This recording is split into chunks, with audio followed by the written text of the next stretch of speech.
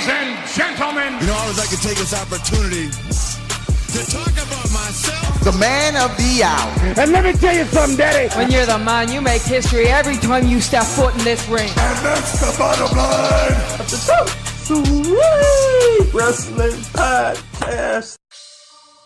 Ladies and gentlemen, welcome to episode 94 of the Sweet Wrestling Podcast. 94 episodes. Wow, man. So we're about to hop right on into this thing. We got a lot of TLC, NWA into the 5 pay-per-view previews and a lot more to jump into. So we're not going to waste any time. You can find me at linktr.ee/2sweetpod. That's where all of my listings are for this podcast. On Twitter as well at 2sweetpod and at OMG Corey B. So we're going to jump right on into this thing. We got a lot of stuff to look at. First up, I'm going to start with the previews first, then get into a little bit of the news stories afterwards, and also some AEW NXT as well. We're going to start with TLC, ladies and gentlemen. It is this Sunday, and I got to say that I'm going throughout the wrestling week, and we get to Monday, and I'm going on Twitter, and I see that, wait a minute, TLC is this Sunday? Like, what? Where did that come from? And they have not done a good job of building this pay-per-view. Like, we had a lot of matches that were just thrown onto the card. We've had some things that have been built up to, but not enough for my liking. But we're going to start with the very first match that we're going to break down. And we're going to start at the top here. Bray Wyatt versus The Miz. I really liked the Bray Wyatt versus Daniel Bryan feud. I thought it was going somewhere, but now we're going to have The Miz step in for Daniel Bryan. And I don't necessarily mind Bray Wyatt versus The Miz, but it feels like something that's being thrown in. That's exactly what it is. It feels like a throw-in match. And what we've done with Daniel Bryan and The Miz, I've liked that build. Obviously, Daniel Bryan and The Miz, they have that ongoing feud that's lasted forever now. So I don't mind it. It's just that it's obvious that, okay, Bray Wyatt is clearly getting the victory here. That will be your winner. Hopefully it is a great match, and hopefully they do away with that stupid red lighting. My God. So moving on, we got Roman Reigns and Baron Corbin, and my goodness, speaking of feuds that are driving me crazy, they had dog food, poured on Roman Reigns. Like, what are we doing here, man? If this is supposed to be your crown, quote unquote crown jewels, or one of your stars of the SmackDown brand, what are you doing with him?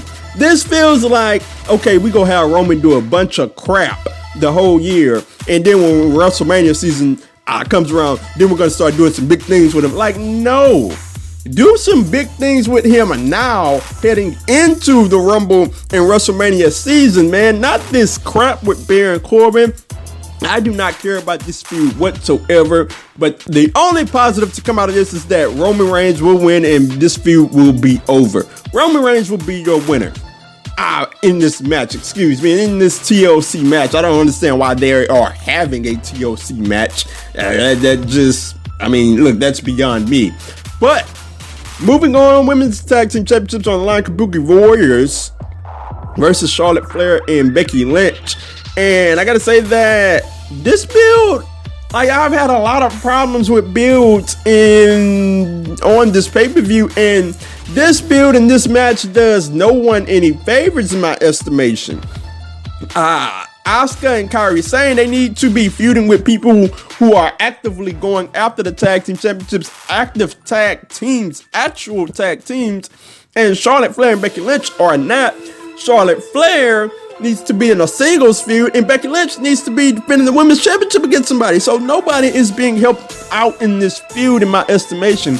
What we did have to build to this feud was an excellent handicap match with Charlotte Flair and the Kabuki Warriors. I don't like the fact that Charlotte Flair went 50-50 with them in a handicap match. And we had a handicap match with Becky Lynch as well. But this should be an awesome matchup. Nevertheless, it's a TLC matchup. Now, this I understand because it has gotten quote-unquote personal. So I understand why this is a TLC match. It will be a great match. And you know what, ladies and gentlemen? The Kabuki Warriors have been getting over on Charlotte and Becky Lynch the whole feud, so that means that Charlotte Flair and freaking Becky Lynch are about to be the freaking tag champions, and that is gonna set me off, but that's what's about to happen. Moving on to absolute feuds I don't like. Rusev versus Bobby Lashley. This has been a crap show the whole time. Like, we got this divorce proceeding that happened on Monday Night Raw. Like, I'm just glad that this is over with, man, because I am not interested in this feud. Like, nobody I know is interested in this feud, and like, can we just please move on from Lana? And like, whatever, man. If they're gonna keep Lana and Bobby Lashley together, whatever the case may be, then fine. Let's just move on from this feud. As for your winner in this match, in the tables match, Rusev got the upper hand on the go home show, but I'm going to give Rusev the win here as well. So finally moving on to a build that I actually like, Aleister Black versus Buddy Murphy. We've been having Aleister Black play knock knock for months now. Buddy Murphy knocked on the door and we have ourselves a feud built up. And this is one of the, probably the most underrated match on the card. You know what? A match that nobody's really talking about.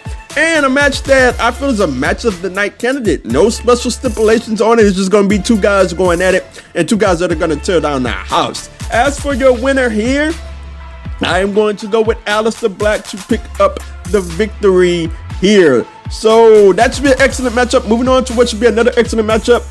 Tag Team Championships on the line. The New Day versus the Revival.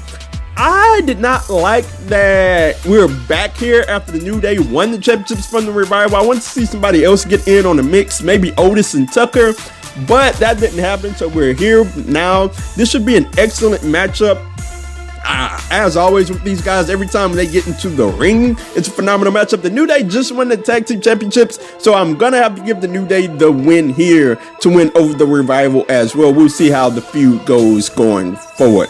Moving on to the final matchup, we're going to have a Tag Team Championship Open Challenge. The Viking Raiders, and we'll see who the challengers are. I'm going to give my estimation of who they will be. I'm going to go way out on the limb here and say the Usos will return to challenge the Viking Raiders for the Tag Team Championships. Whomever the challengers may be, I'm going to go with the Viking Raiders to pick up the win here. It would be great because personally, I really miss the Usos. That's just me, man. I miss Naomi and the Usos, and I hope to see them back. So we'll see how that goes. Viking Raiders will pick up the win here in my estimation, ladies and gentlemen. So that is it for TLC. Hopefully it's a good pay-per-view. It feels like a throwaway pay-per-view. TLC always tends to feel like that, but we'll see how it goes. Moving on to NWA, ladies and gentlemen. NWA Into the Fire. Into the Fire. I like, anytime I say that, I think about the theme song.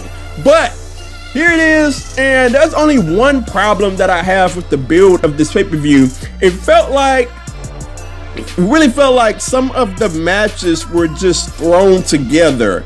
Like, there are some matches to where they just got announced and seemingly out of nowhere. Not a whole lot of build to just a couple of the matches. And I didn't really like that, but it is what it is. What we have here is a good card, and I'm very excited to watch it. And we're going to start right at the top here. Nick Aldis versus James Storm. 2 out of 3 falls for the Heavyweight Championship. They will have their own referees. James Storm will have Nick Aldis will have Tim Storm as his referee, and James Storm will have Brian Hebner as his referee for his fall. If it goes to a third fall, we will have a coin flip to determine the referee.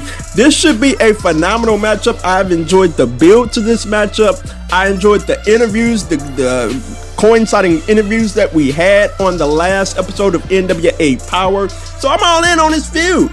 As for your winner here, I really don't think it's time to take that title off of Nick Aldis. He's done an incredible job as champion, and I think he will win this matchup in what should be a phenomenal matchup that I'm really looking forward to. Moving on, NWA National Championship on the line. Colt Cabana versus Aaron Stevens versus Ricky Starks. Aaron Stevens and Ricky Starks have had their back and forths as well.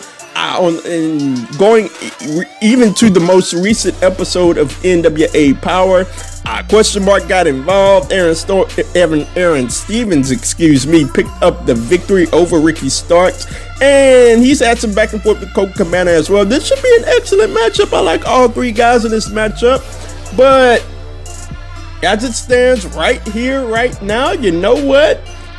This is another case where I don't think it's time to take the title off of Colt Cabana. I really think that Colt Cabana has done a good job in his short time as NWA National Champion, and I think he wins the match here.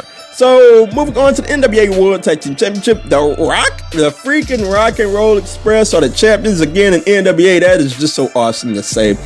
They will take on the Wild Cards, Thomas Lattimore and Royce Isaacs, and it was great to see the Rock and Roll Express win the titles on NWA against the Wild Cards. It was a good match. I don't think it went as long as I would have liked it to go on, but the Rock and Roll Express is here, and as for this matchup, I think it's going to be a great matchup. This one will go longer, but the Wild Cards, I really think that this was a moment for the Rock and Roll Express to win the championships and put over a really good tag team on the pay-per-view. The Wild Cards will become your new tag team champions, and this should be an excellent matchup. Moving on, the Question Mark versus Trevor Murdoch, and I gotta say that it is the darndest thing that this Question Mark has gotten over with the NWA fans. Like, this dude is way over, and you know what?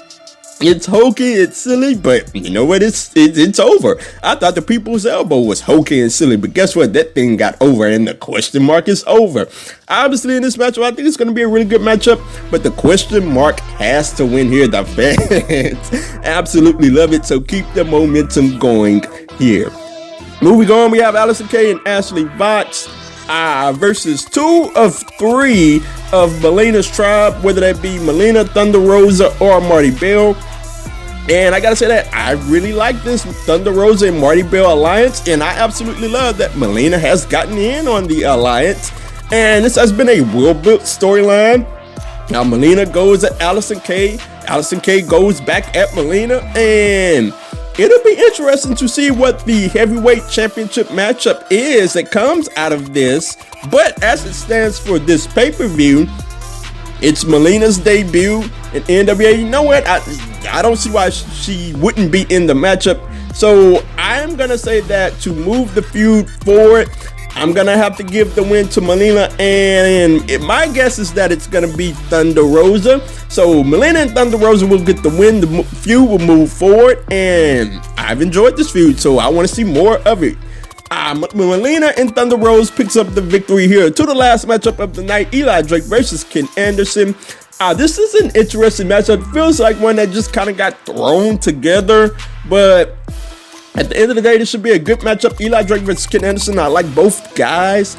At the end of the day, I'm going to have to go with Eli Drake to pick up the victory here. We shall see what opens the show. Maybe this will be a show opener. I am not sure, but I expect it to be a good match. Eli Drake picks up the win. So, ladies and gentlemen, that is it for our reviews. We're going to move on to a few news stories before we hop into some AEW and NXT. So, the first news story we're going to hop into is Liv Morgan. How about that, ladies and gentlemen? We've been saying, where is Liv Morgan? Where is Liv Morgan? And there she was. We had a vignette run for Liv Morgan, and they said that it would be a new Liv Morgan, a makeover for Liv Morgan, and that it would be coming soon. And I gotta say that my initial reaction was of shock, because I was like, whoa, it's Liv Morgan. I got excited, but then as time wore on, I said, you know what, man, they really screwed this one up. So here's why I say that. I go back to Sting, WCW, 96, if I'm not mistaken. Sting walks out on WCW, and the first thing we see of Sting, of the Crow Sting, like, he came back. This was babyface Sting, bright colored Sting, and it was no more, and it was shocking to see Sting in black, all black, and white and black face paint. Not saying anything, not interacting with the crowd. It was a shocking thing. And Now that they've announced that Liv Morgan will have a makeover, it will not be shocking when she comes back. Like, we're going to be expecting some kind of brooding character. So it won't have the same oomph that a Sting had when it was like, whoa, that came out of nowhere. Now we're expecting Liv Morgan to come back out with a different character. That's not to say that it can't still be great, but the initial shock factor of seeing her in all black, with however they're going to present her, is kind of going in my estimation. But at the end of the day, it's great to see her back, and I wish her the best. So, Liv Morgan makeover, I cannot wait to see what comes out of it. Moving on, ladies and gentlemen, we're going to move on to Luke Harper. He was let out of his contract. He was the most notable name to go from WWE. And the question I have here of the recent guys that was let out of their contracts, but the question I have is, where should he go next? When you look at the options, I mean, you got AEW out there, you got New Japan out there, Impact out there, many options out there. But here's the thing, man. I really think that Luke Harper they never really used him up to his potential in WWE. He had some good moments, but as for where he should go, I'm going to say AEW, and here's why. AEW is in desperate need of a big man. Like, when you look at their roster, I'm not here to say that their roster is full of cruiserweights, but they do not have a larger-than-life. They don't have a lot of larger-than-life guys. I mean, like, Luchasaurus is the only larger-than-life guy in my estimation. So you need a big guy like Luke Harper. You need a guy, Brody Lee. You need a guy that can go. And this is the guy that is it, man. Luke Harper can go in the ring. He has the size. He has the look. And I'm all for him going to AEW. I actually hope that it goes down. I wish the best for Luke Harper in his career, because he's an extremely talented big man. And, like, I hope it really works out for him wherever he goes. So moving on to the final topic. Seth Rollins, ladies and gentlemen. We finally had the pairing with AOP. And you know what? I'm down with it. They had the beat down. I talked about this last week, what a possible Seth AOP pairing could look like and how it would work. And they did the segment. And I obviously liked the segment. Seth Rollins just sitting in a chair and a man. That was weird. But they took the beat down on Kevin Owens. I like the segment, and I like the promo afterwards. This is the type of promo that I've been wanting Roman Reigns to cut on the fans for years now. Seth actually gave it to the fans, and I loved every bit of it, because that is the Seth Rollins that is the most entertaining Seth Rollins. The whiny, complaining, I am better than you, it is your fault, Seth Rollins. That's the Seth Rollins that I like, and that's what we got. And hopefully they do a great job with this pairing with AOP, because it has a ton of potential to get AOP way over and to get Seth Rollins even more over than he already previously was. So I'm very excited to see where that leads to. So moving on, ladies and gentlemen, we're going to break down AEW. We're going to break down NXT like always, like every week. And we're not going to waste any time. AEW up first. We had Jon Moxley versus Alex Reynolds. That was a squash. Jon Moxley picks up the victory there. But the story here was Jericho came out with the Inner Circle. They surrounded the ring Shield style. They didn't get on an apron, but they surrounded the ring. And Jericho had this promo with Moxley talking about how Moxley came to him for advice to get over, and how Jericho made Moxley a main eventer. And it was a really good promo. It was serious Jericho for once, and I thought that it was well done. Promo would end with Jericho offering Jon Moxley a spot in the Inner Circle. And I gotta say that I really like the NWO shirt teaser. Like, you just put on this shirt and you're a part of the group. And I really like that. Hey, that's just me. But it was a interesting way as we obviously build to Jericho versus Moxley. So it was a very interesting way to build up to that. I obviously enjoyed it.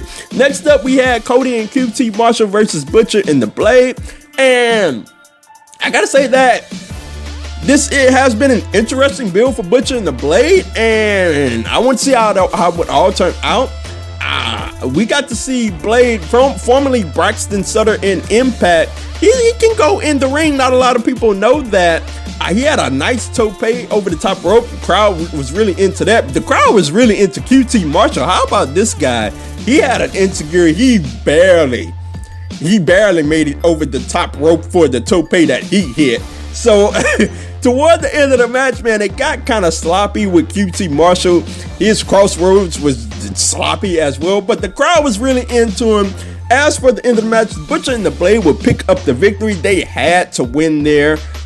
So I'm glad that they got the victory there. After the match, Darby Allin comes down, shakes Cody's hand, and do we have a Darby and Cody alliance? I'm very interested to see where that goes. So moving on, speaking of Cody Rhodes, we had MJF come down and he cut a scathing promo on Cody Rhodes, talked about the guy's lisp. And I gotta say that when you say that, I was like, oh man, did you have to take it there? Such a heel that MJF is, called him fake, and it was a really good promo and a great way to continue this build with MJF and Cody. Said that he would announce stipulations to their matchup, or stipulations that he wanted for them to have a matchup next week, if I'm not mistaken. So I'm very interested in this feud to see where it all goes.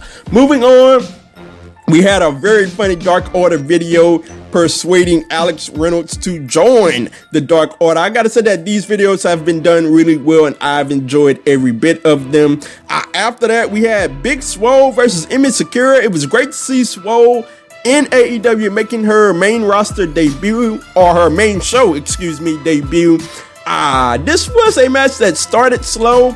It didn't start slow. It had the traditional build up, and I gotta say that that's the thing that hurts the women in AEW. Like half of the roster, or 90% of the roster, wrestles like cruiserweights in my opinion, and that's what people have become accustomed to with AEW. So the women, in my estimation, wrestles the traditional, we're going to start slow here and build up the drama. And that's part of the reason why you see a lot of people talk about, well, AEW women, they don't have it together. And I'm like, no, they do have it together. They just don't wrestle like the rest of the roster does, where it's just fast and no build up in the match. So that's just my opinion on why, a lot of people are disconnecting with the AEW women. Big Swole picks up the victory here. I absolutely liked the match.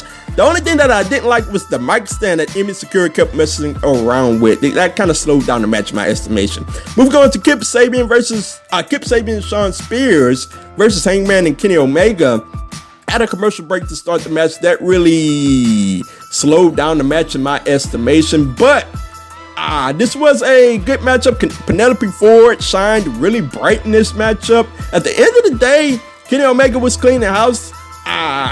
We had a appearance from Joey Janela in this match, tied up poor old Tully Blanchard. That got Shawn Spears out of the ring, and Kenny Omega was about to end the match. Hangman Page sneaks in with the tags his way in and picks up the victory, and we are on the way to a Hangman versus Omega feud, it would look like. So I'm very excited about that. Moving on, Sammy Guevara versus Luchasaurus.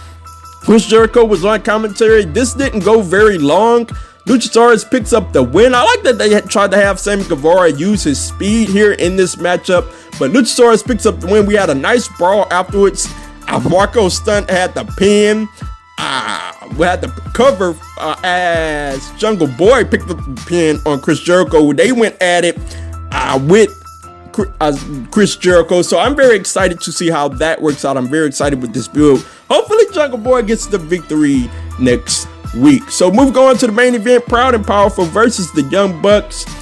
We had a hot start right at the gates. Brandon Cutler was put through a table. We had the Indie Taker on Sammy Guevara and multiple spots in this matchup. I really like the fact that they brought out a Dallas Cowboys helmet. That was done really well. I thought that was very funny. And multiple table spots as we headed into the commercial. And I gotta say that this was an excellent matchup. At the end of the day, the Meltzer driver through the chair will pick up the victory for the Young Bucks. This was a very fun main event. And this was a very good edition of AEW. as we move on to NXT, ladies and gentlemen, AEW is going to be phenomenal next week. They've already set up the tag team title matchup with the Young Bucks as well, and so is NXT. As we move on to NXT, we had Angel Garza versus Lio Rush to open the show. This was an incredible matchup, the matchup of the night. Yes, I'm not going to even hesitate about that. It was the matchup of the night. Lio Rush rushed him to start the match, no pun intended.